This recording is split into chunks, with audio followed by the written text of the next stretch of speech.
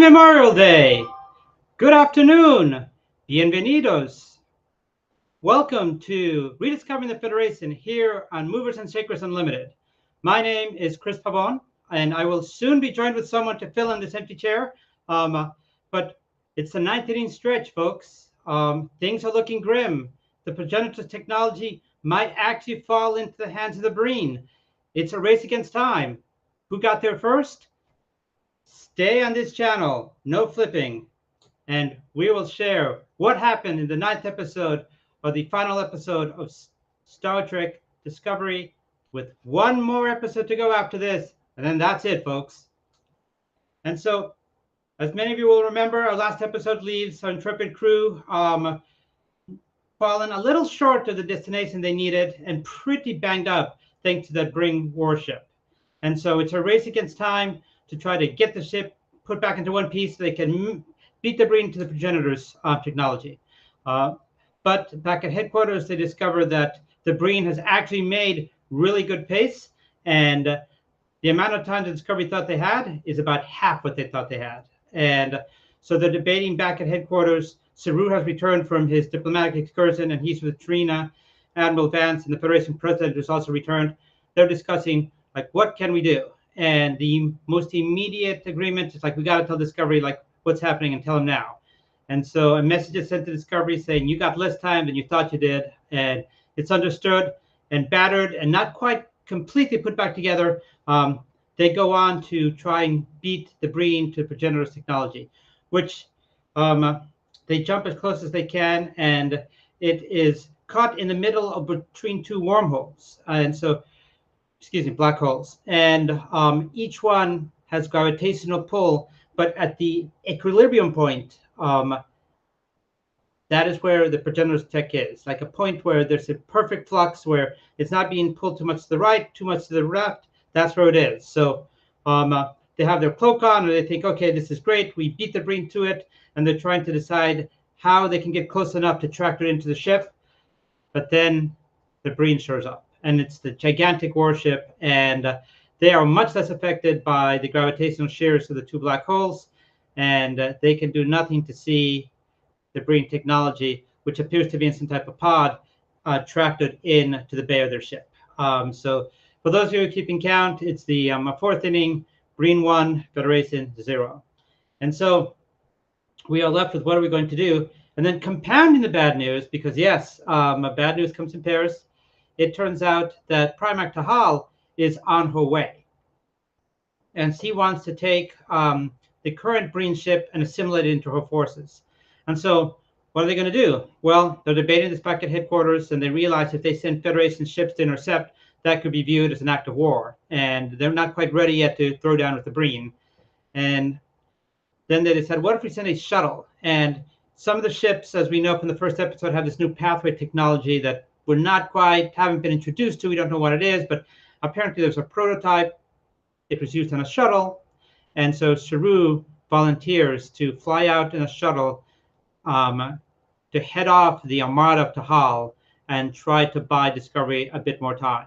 And President Tarina is not crazy about this idea, but she understands that Saru probably is the best person for this. And also he's emotionally invested because, as he points out, it is my crew.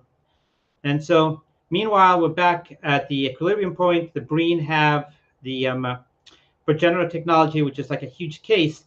And the scans of Discovery pointed out that it was made out of uranium. And so they're trying to get in, and Mal figures out that the complete piece that was beamed over to the Primarch ship in the previous episode is the key to opening it. And so they find a latch, a keyhole, if you will. They put it in, and they twist it, and it opens, and you're thinking, oh my God, they're going to rush in here, and like Discovery has really, they've really lost it. Except there's a light, and someone tries to go in and actually gets sucked in. It's like something out of Beetlejuice. And so they discover there's one more test left to get in there, that it's open, but just because the door is open doesn't mean it's easy to walk in. And so this is something that Burnham back on the ship says, like, I know there's something you need to do. And back in the last clue, they gave me this phrase about equilibrium, and they don't know that. So they may have it on their ship, but they won't be able to access it. But Reyna points out, listen, they got scientists in their end. They will eventually figure it out. And so they're debating what can they do, and it's decided that they're going to go in there and they're going to steal it. And so they form a team, which is Burnham and somehow Book again, because even though he was shot in the previous episode, he's like, I'm good, I'm good. And Adara, because it turns out Adara is the only one who can hack into brain systems, and because in every good heist you need some muscle, Lieutenant Breeze is going to go with them. And so they can't just beam aboard the ship, and so they figure out, okay, what we're going to do is we're going to fly a shuttle into one of the exhaust ports, and that's going to breach their shielding, because the shield has to allow for the emissions to go out, and they're going to get in that way, and then they're just going to like beam themselves aboard the ship once they have gotten past that, because otherwise they'd be incinerated. And so they're doing this, and then turns out their calculations were a little off, and they're like, Adira, what's going on? And with like 5 seconds left before the ship completely bursts into flames, they manage to beam onto the ship. And then they get the first test of their technology, which is supposed to instantaneously translate brain, and it does instantaneously do it, but Burnham manages to just basically insult Book, so if he had done something wrong, and they respect hierarchy, so they're not going to do anything whilst he's belittling him, and that gives them enough time for the translation software to kick in, and they can understand what the other brain are saying. And after that, they decide to break up into two. The plan is Adara, flanked by Reese, is going to make her way to the bridge, and then she's going to lower the shields once he receives a signal from Burnham. And what Burnham and Book are going to do is that they are going to go and they're going to put transporter locks onto the casing. And then the transporter locks will allow them to bypass the shields once the shields will be lowered. The transporter locks will allow them a better grip on the device, and then it will beam to Discovery, and then they're all out of there. Seems great, easy plan, right? No, nothing ever goes as planned. First, Burnham and Book have to get past a couple of guards who are guarding the bay, and then they get there, and then there's more guards, and there's patrols everywhere. And so someone discovers that these two guys were knocked out, and they're like, okay, we got increased security on the bridge, on the bay. So things are getting tight, folks, really, really tight. So meanwhile, Rayner is kind of like, he doesn't know quite what's going on, but they were cloaked. And raise your hand, I will, if anyone who actually forgot that there was a cloak on Discovery. Like, they reminded us in the last episode, but prior to that, it was kind of like, what? So what's going on is that Maul, who is incredibly smart, like realizes, okay, like, something is going on here, but they still need time. So they drop the cloak, and Rayner contacts him and says, listen, like, we're right here. Like, you tried to kill us, you couldn't do it. And she's asking, where's the captain? And Rayner's like, well, she's dead. And she's not quite buying all of this. So she makes her way down to the shuttle bay. Meanwhile, that frees up time for Dyra to work on the shielding, and she's ready to lower it when Burnham needs it. And Burnham and Book are trying to put the transporter locks on there. First, there's a shield around it. They manage to deactivate the shield. It looks like they're going to do this. It looks like it's a plan. It's going to work, except it doesn't, because they get caught. Because, Mal is down at the Bayport, and she realizes what's going on. And so they're caught. What are they going to do? They need a plan B here really soon, because they're sending test subjects in there, and one of them is going to figure out. And so Rayner's like, okay. He's aware of the situation that's going on because comms have been established. And he's telling Stamets, you basically have 2 minutes to figure out how we can penetrate that bay, because we're taking the ship in. He and Burnham managed to exchange a message where Burnham was talking to Mal about, well, the first time I found you, I was outside your ship. And that's really code for Rayner to figure out what's the next play here. And so the play is going to be use Discovery to ram the shield entrance to the bay, bust through. Everything's going to go out into space, and at that point, Discovery is going to beam aboard the progenitor to protect Burnham and Book, and they're going to fly out of there. Sounds like another great plan. Sounds like it's going to work, except Mal is really smart, and so she kind of figures out this is their play, especially when they see Discovery heading towards them, firing torpedoes, firing phasers. It's a great special effects, folks. It's like they really put their money onto this one. And it's like, wait a minute, they're going to ram us because they want everything to vent to space. And so C runs into the progenitor's tech. Burnham looks at Book, and he's like, I got to do this. And so C runs after her and also disappears into the progenitor's tech. Discovery bursts through, firing everything they have, and everything flushes out. Everyone's beamed on board Discovery, and except Burnham is lost within the progenitor's tech. The progenitor's tech, because it's encased in uranium, and it doesn't seem to be really more than a portal to somewhere else, is flushed out into space. And it's a big moment. What are you going to do? You got the Dreadnought here. It's been disabled. The Bay has, but they'll repair themselves pretty quickly. You've got Primarch Tahal on her way. You've got Discovery trying to figure out, okay, how can we get close enough to beam that thing aboard the ship? It is definitely the ninth inning stretch. There's only got 2 innings left, 1 inning left to try to tie the game, and it is seen. And that is episode 9, with things literally hanging in the balance. And so there's a lot of good about this episode. First of all, the special effects. For that scene where Discovery is about to ram the Breen Dreadnought, they really did not, as I say in Jurassic Park, spare no expense. It was really well done. They put a lot of money into that.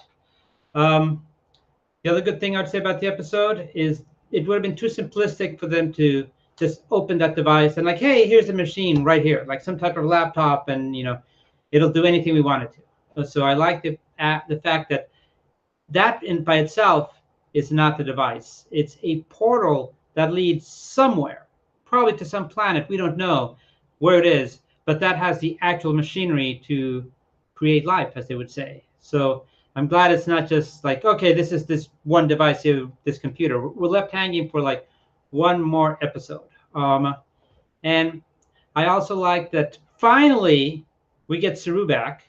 I mean, Saru had been MIA way too long, and they give him something to do of consequence. What is it?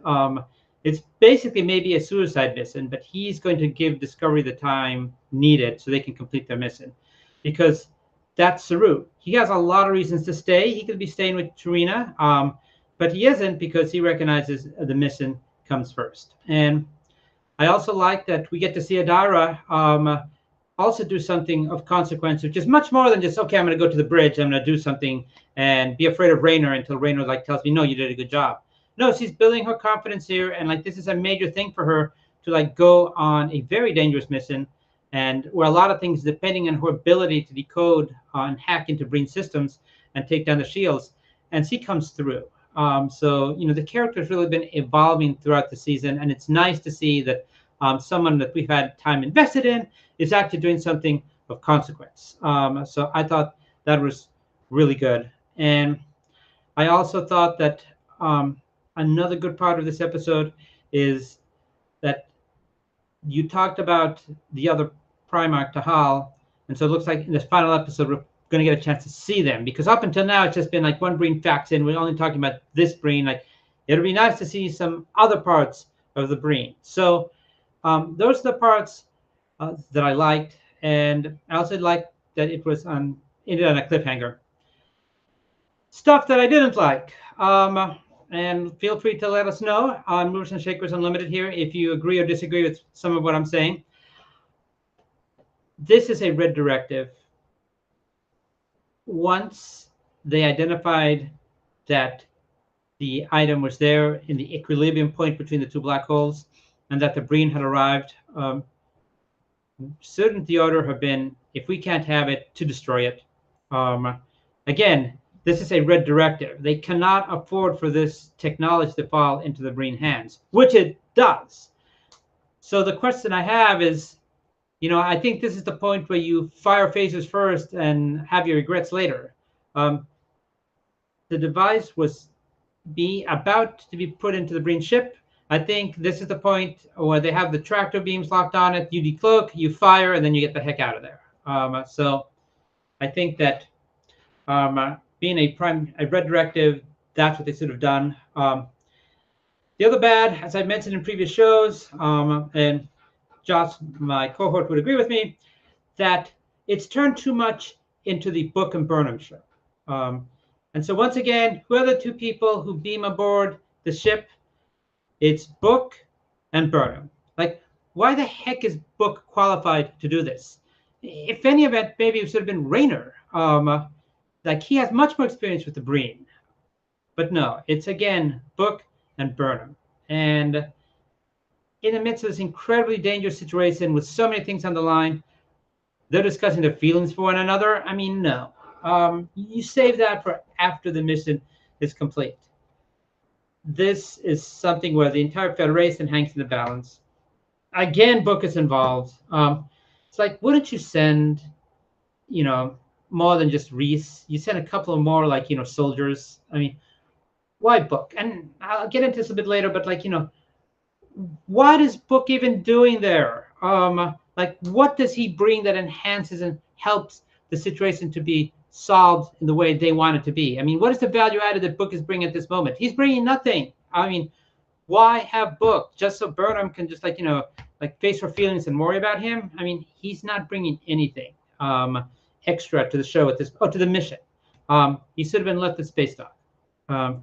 So the other thing about the bad in this episode is the fact that, okay, so you have this Breen ship that is full of soldiers, and it takes them so long to discover, like, oh, Michael Burnham and Book are down there and they're about to beam this thing out. I mean, I would have thought there would be so much security, there'd be layers of security around this object, that there's no way they ever should have been able to get close enough to put transporter locks onto it. And could they have put more guards outside than just two? Like, I mean, probably. So I understand we have to wrap up things as we're getting one episode left. And again, another thing is, where the hell is Detmer and Oloshikon? Is it taking them that long to get the ISS Enterprise back to Federation headquarters? I mean, we have one episode left. Are we going to see them in passing at Saru's wedding? Because I'm really hoping that we end up at the wedding.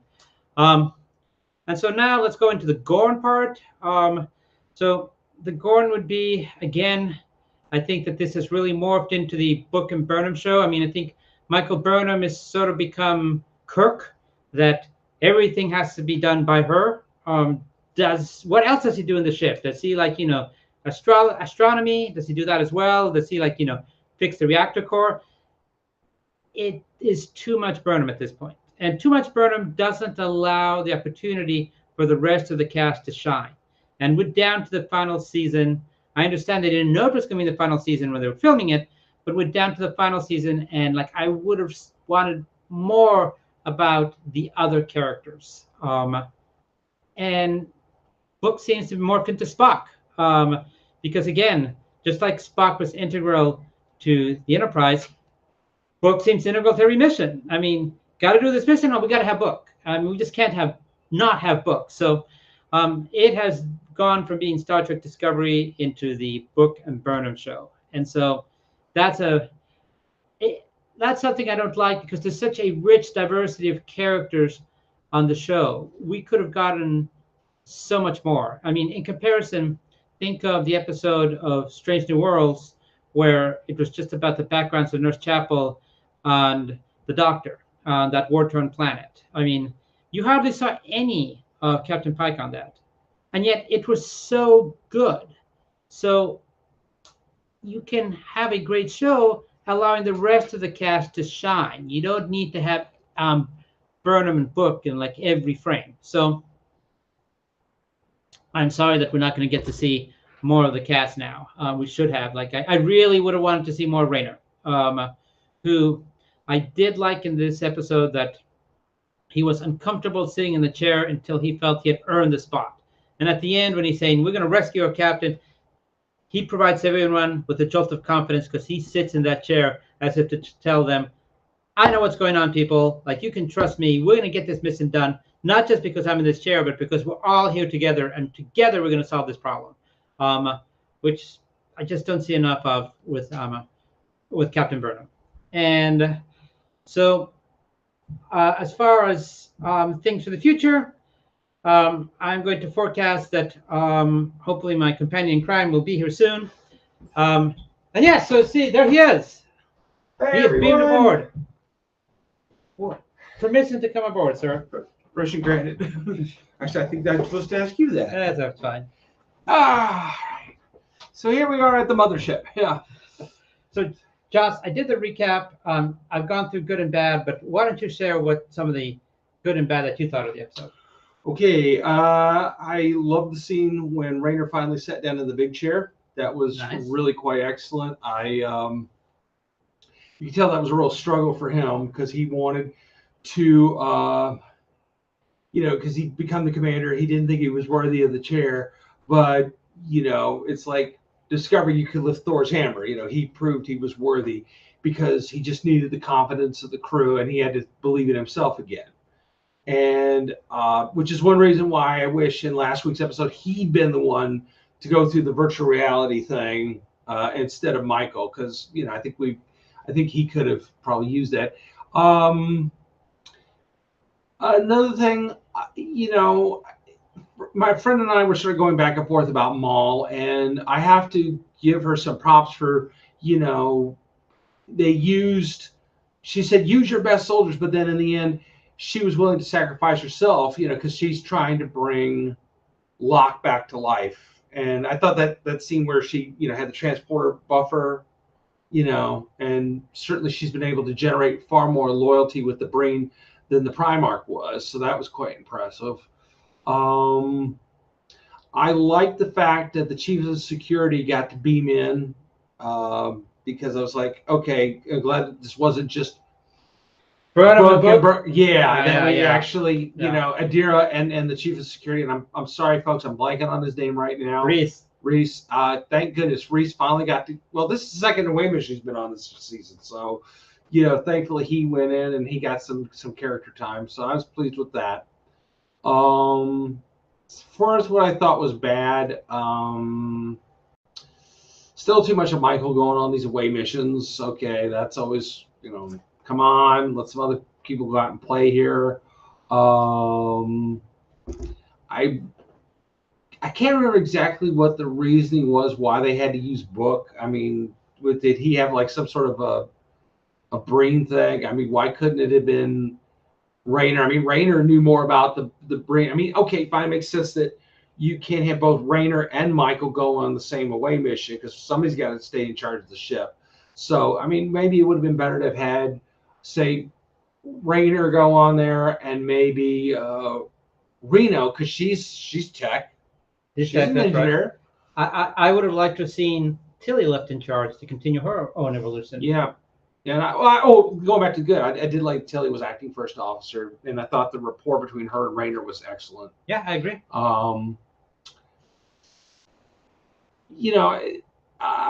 Maybe this is nitpicking. It's like, okay, I know we're still rebuilding Starfleet after the burn and everything, but you think we'd have a bigger fleet of ships pulling together, bulk, Navarre ships and everything, getting ready for a big throwdown here with the Breen, because it does seem like the Breen, they've got. I don't think they have a lot of ships, but I think they invested in bigger ships. They invested in bigger ships, and the crazy thing is that I remember that the Breen ship comes to the Federation door. And yet here they're talking about, well, we don't want to send ships to block the way of Primarch Tahal because that could be considered like an act of war. I mean, hello, they brought a huge ship to your door, and you're worried about how it's going to be interpreted if you send a few ships to block her way out in space? Yeah. It's kind of, I don't know. It's kind of dicey, but I think they wanted to give Saru something big to do in the final episode here. And also, if we're setting up for Academy, so let's give Saru a suicide mission. Yeah, well, right. I know that sucks. Yeah. I know that Trina's assistant or associate or like Paige or chief of staff, whatever you want to call him, is probably in the backwards saying, "Yeah, send him." No, yeah. So poor Saru. I don't know, poor guy. So, Josh, I've got a question for you. Okay. That I posed to everyone. Part of my bad was, so this is a red directive, right? Yeah. The minute that they locked on this being the beam with the tractor beam onto the device, so they have opened fire to destroy it. I'm gonna say no, just for one reason. Okay. I'm thinking that the Breen could outgun Discovery. So they'd get killed for sure. Yeah. So, and to quote Kang, only a fool continues to fight in a burning house. So that was, you're not going to win on that situation. And the objective here is to get the technology back, and you can't do that if you're dead. But I think the objective is to get it back, but also not to let it fall in the Breen's hands, because they've seen what happens 30 years from now if it does fall in their hands. So if you can't have it, and you can't let the other half have it, destroy it. Yeah. Well, I mean, the Breen will probably tear your ship apart, but you'll destroy it with a few photon torpedoes. Maybe. They do make the point of saying it's made out of like uranium. So maybe it could have taken a few shots, but yeah, but then again, you don't know what happens if you start shooting photon torpedoes at it. And, it could unleash a black hole. It could do anything. You don't know enough about it. So just destroying it could make the situation even worse. I think it should have been brought up, and I think maybe it should have been the Raynor character said, like, they're taking it. Should we destroy it? Should we shoot to destroy it? At least like brought it up, even if it is to have Burnham say like no. Yeah. As far as like the Gorn goes, I don't. I think that it's interesting. We're drawing to the end of this show, and we could go into this more next week because after we see the final episode. But how do we feel about Discovery in hindsight at this point? I mean, it was the first of the new modern Trek shows, and it did have a very difficult beginning because of everything that happened with Les Moonves and CBS and Paramount and everything. And there were a lot of people that were not into it at first, and then but you have to give it props for being more diversified and more inclusive. What do you feel about it? Eternally grateful that they allowed us to come back to having Trek on air. I totally acknowledge that we would not have A Strange New Worlds if it was not for them. Or Lower Decks. Or Lower Decks. Prodigy, Picard. We would not have Picard. We would not have had any of these because, I mean, things had been left in dire straits after some series that may or may not have happened. So things are bad. So eternally grateful that they're here. However, I will say that the promise of going, and I also very much like the fact, Josh, that they went forward in time, because we were stuck in in this century. There's only so much you could talk about. So instead of looking to the past, and sorry, Star Wars fans out there, I'm a Star Wars fans too, but sometimes I think you're looking with the acolyte and everything, you're looking a bit too much into the past. You should be looking towards the future. Yeah. And I think that they did this. They took a bold risk, and I think it paid off. But here's my but they focused too much on Burnham and the ship, and not as much on the world around them. I want to know if it's true if the Tribbles ate all the Klingons. I want to know if there is a statue in every home of Commander Sisko. I want to know what happened to the worlds that we knew 800 years ago. And they really didn't do a job of showing that. And rather than this season and the last season about something incredible, that the fate of the galaxy, of the universe is at stake, I wanted to see more world building. Yeah, me too. I do feel like that, when we got into it, like I said, they wanted to do another prequel show to lead into the Kirk era. And then they wisely, I think, chose to go forward 800 years and kind of give themselves a soft reboot and start over and give themselves try to start over. And then they didn't give us more. We didn't get, Well, they gave us more Burnham, but not what I wanted. More Burnham. More book. More book. Yeah. We didn't get more of the other supporting cast members. We didn't get, you said, what's the fate of Bajor? What's the fate of, okay, we know that the Federation president is part Cardassian, part human, part Bajoran. Okay, what's going on with Bajor and Cardassia? What's going on with the prophets? What's going on with the Klingon Empire? What's going on? Yeah, you know what the real, Josh, what the real cliffhanger for me is going into like next week? What is it? Is if Detmer and Alosicon are going to make it back in time for Saru's wedding, because they've been gone, folks. They're not here. It's like, how slow is the ISS Enterprise? Yeah, I mean, what's going on with that, guys? I mean, you know, I guess they, you know, they just couldn't link back up with Discovery because Discovery's on the move, been going all these other places the last couple of weeks. So maybe they show up in this final episode. I hope so, because, you know, they've been there since day one, and it would suck if they were not there for the finale. You know, that would blow. Some quick Trek news before we go. It was revealed this week that Terry Mathis, the showrunner for Star Trek Picard, has signed to be the showrunner for Vision Quest at Disney Marvel. For those who don't know, Vision Quest is the sequel to WandaVision, which aired a couple of years ago on Disney Plus. Great series. Great series. Highly recommend it. And we'll follow, you know, what has happened to the android Vision after the events of WandaVision. It puts into doubt whether or not we are going to get Legacy, which honestly I think we the fans were really demanding.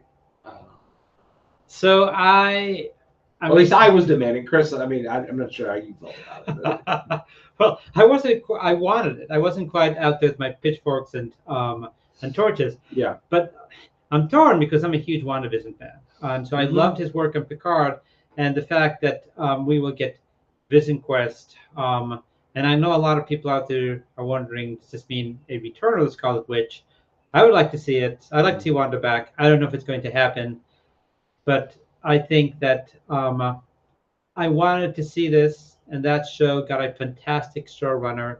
But Newton's laws of physics say for every action there's a reaction, and so there's this action. The reaction is that he's not going to be there to guide Star Trek Legacy, and so will there be a Star Trek Legacy now? I mean, of course they can find another showrunner, but it's, you know, he sort of has this secret magic sauce. He has a secret recipe. And he did so great with season 3. Yeah, he did really good. And I mean, you know, if you leave aside the fact that with season 2, you know, everybody was just coming off the pandemic and there was a rush. Wait, there was a season 2? There was a rumor of a season 2. For some reason, it went from season 1 to season 2. Yeah, I thought it went season 1 to 3. I mean. Yeah, I don't know what happened there. Yeah, I don't know. You're right. A little weird. So I thought you were going to talk about, that is big news. I thought you were going to talk about the other big news, casting-wise. Oh, Holly Hunter. Holly Hunter, yes. Holly Hunter is going to be on Star Trek Academy. She is going to be a Starfleet captain and chancellor of the Academy. So, interesting. So, here's the thing, folks. I don't like the move. I don't like it. And I'm going to tell you why I don't like it. Because this sort of reeks of stunt casting. I'm just going to start off by saying I like Holly Hunter a lot. And she's got the credit. I mean, you know, I've liked her since, you know, The Piano, for which I believe she won the Academy Award back in 91. Oh, yes. You know, I love that movie. She was a senator in the Superman movie. I think in the Justice League movie as well. Yes. She was the police character of Hannah Darko. So she's got some massive credits. I'm a Holly Hunter fan, but here's my big but, that I would have wanted the character to have been introduced first on Discovery, because I want us to learn who the character is, at least see her before we move her on to Academy. Like if you think about DS9, I mean, you know, though he wasn't featured on Next Generation, but you had Picard sort of introducing the character of Benjamin Sisko and DS9. Like I would have wanted, as we're talking about how to use Discovery, to use Discovery as a way to transition to who's going to be running Academy. I mean, I'm hoping to see more of Tilly, but it's just introducing Holly Hunter, a character we've never seen and never heard any before. I mean, I would have wanted to see someone like Rayner. Like if they decide to make Rayner Mhm. the chancellor, I would have totally bought that. Like he's been decommissioned from his ship, but he's shown he can lead people, and he'd be like, you know what, I'm ready to do this a new way. I wanted Yeah. to like help train the people coming after me and use my experience. I think, and he's a great character. Hmm. I would have been like, okay, I'm watching that show. But I mean, I get it, Josh, like why they're bringing in Holly Hunter because he's a name, and it's a name that I like, but I just don't like it in Well, these circumstances. yeah, I agree with you. It'd be nice if, like, Holly Hunter had been like kind of sort of showing up and having conversations with President Triana or the Federation president. That would have been awesome. Yes. Yeah, that would have been great. But why not, yeah, why not have her and Rayner? I mean, of course, we don't know. Rayner might very well be on the show. He might be a major character on there too. Maybe, but like at the end of what was it? Season 4, I think it is. Like they introduce the president of Earth, or whoever, who turns out to be Stacey Abrams. I mean, like, if you can do something like that, you can find the time to introduce the character of Holly Hunter, and maybe we'll get a glimpse of her in Star Trek Discovery's finale. I mean, they did film 5 extra minutes to kind of wrap things up, but I'm just saying it's. I don't like the move, not because of the actress herself, who I love, but it just seems like let's get a name to bring people in. You don't need a name. This is Star Trek, and it's really good Star Trek. Yeah. People are going to come. You don't need a name that no one has heard of before. I can only hope that they're bringing in more of the characters like Tilly that we have come to know. But I'm just going to say this, Okay. and I'm not defending them. I'm not defending, but I'm thinking that the logic here is that Paramount is so desperate to try to save the streaming service that they figure if they have a big name like a Holly Hunter on Star Trek, that's going to get more views. Maybe. And I don't. Well, strike the maybe. You're right. You're right. You're right. I think that's purely their reasoning. I mean, otherwise, you just feel like, well, we don't really need a name person. We could just come in here and do our own, it'll be fine. But I mean, granted, all right, Patrick Stewart was fairly well known in British theater and various things, but he wasn't a big name in the United States. Avery Brooks, he was well known for he's Hawk, Spencer man. for Hire. He's the man called Hawk. He's Hawk. Yeah, he was Hawk. Yeah. Home team. Yeah, but yeah, okay. So he was well known, and of course, Kate Mulgrew had been in numerous television shows such as Ryan's Hope and Mrs. Columbo, and a few other shows. But she was, I mean, yeah. So, but yeah, I'm excited about it. I think she's going to carry the show well. But yeah, it would be nice if we had Rayner and Tilly still on the show. Someone we know. Yeah. So, Josh, and for the viewers out there, especially the ones in the Washington, D.C. area, there's a third piece of big news. Third piece of big news. Yes. The Farpoint big news? Oh, yes. Oh, yes. We have had announcements for, and Shore Leave as well.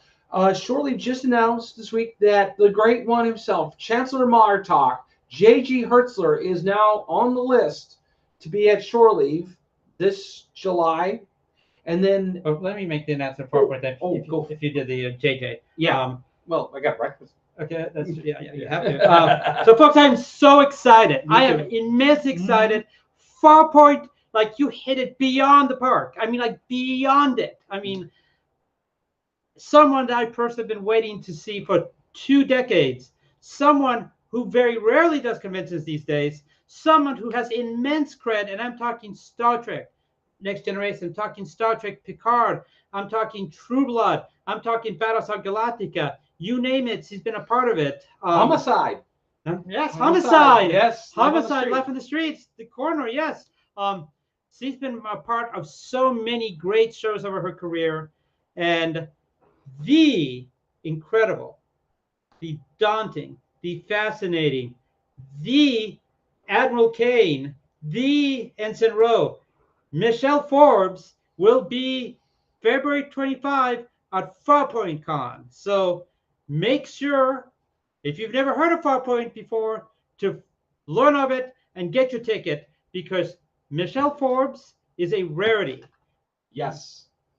Yes, and we also have a number of people, a number of voice actors from Star Wars, Battlefront, Bad Batch, and Lego, just so far announced. This is just who's been announced.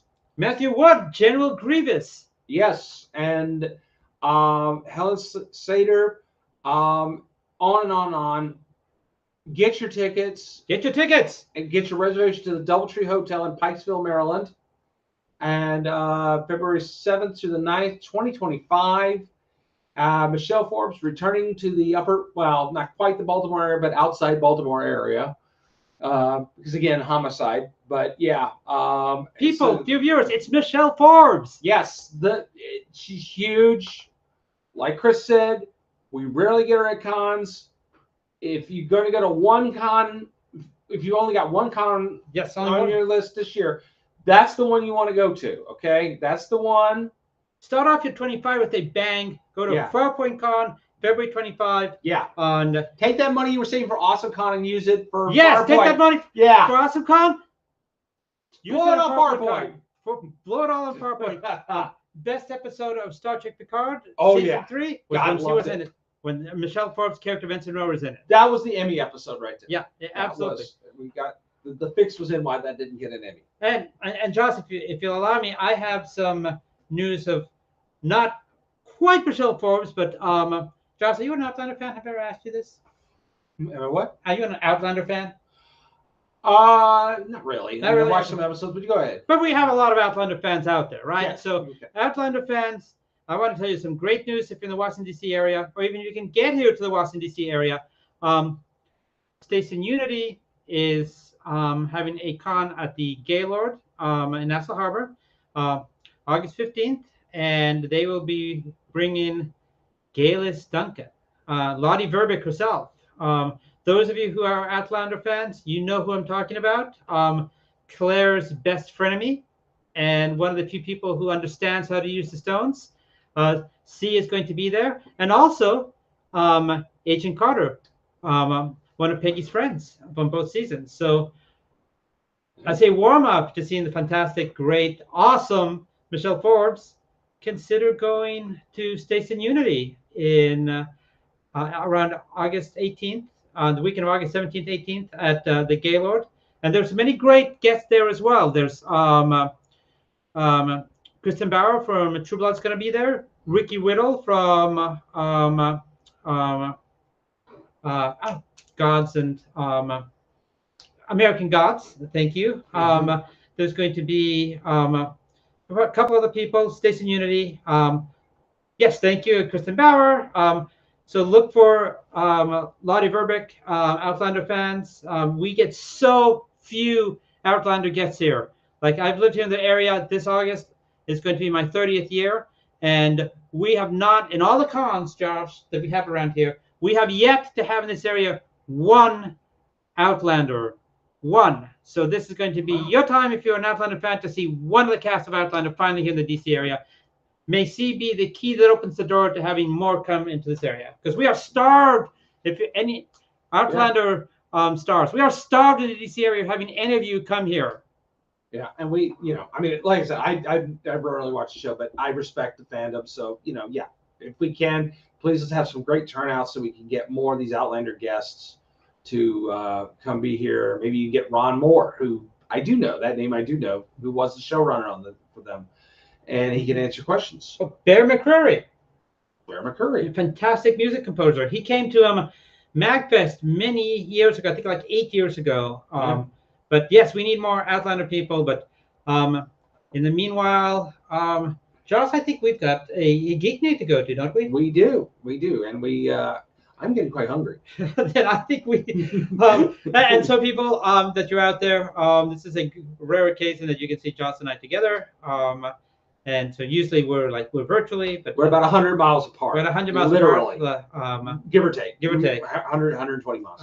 So yeah. But yes. So we're glad to be in the same room together. Yeah, yes, it's a treat for us, and we hope it's a treat for you all to have us. And in your room. And so we're gonna go geek Nick. Yep.